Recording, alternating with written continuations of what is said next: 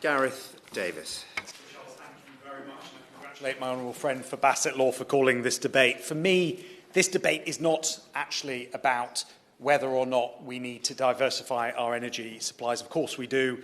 I want to see us reduce our dependence on foreign energy, and to do that we do need renewable infrastructure. So it's not about whether, it's about how, for me.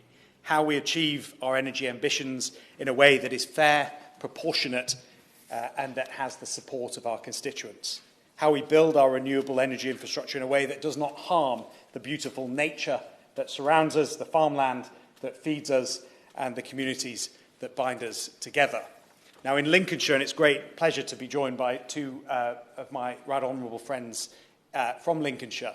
In Lincolnshire, we have very flat land, and we also have a large number of applications pending across the county. Some are small, but some are extremely large. And one in particular I want to mention today, and that is Mallard Pass, which my honourable friend for Rutland has already mentioned, 2,170-odd acres of development land. Now, this is obviously causing a tremendous amount of concern for local people, and I just want to use the limited time that I have to put on record my thanks to the Mallard Pass Action Group, Keith Busfield, Sue, and all the other campaigners who have put forward extremely reasonable points to the developer. Points such as the impact on the local ecology and biodiversity of the planned site, the loss of agricultural land for 40 years while it's covered in solar panels, and the national implications that this may have for food production, and the implications for energy storage and large lithium battery facilities in drawing power from the solar farm. Now, as the local MP, I've taken these concerns from thousands of residents and put them to the developer. And I have to say, Mr. Chairman, the response has been unconvincing. They have done little to directly address the concerns of my constituents.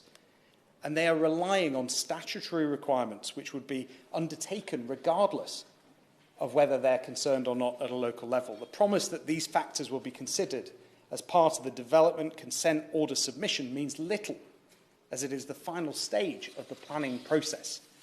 So I would suggest three things, Mr. Chairman. First of all, we need to ensure that the Planning Inspectorate fully takes into consideration the concerns of local residents.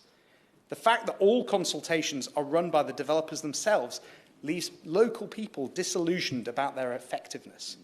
Secondly, it is critical that we have, as my honourable friend for Rutland said, a national strategy for solar farms, encompassing both nationally significant and locally approved applications, to ensure that counties like Lincolnshire are not dominated by significant developments and small developments that add up to a complete domination of solar farms across the county. But above all, to anybody listening in Grantham and Stamford constituency today, I want you to have a voice.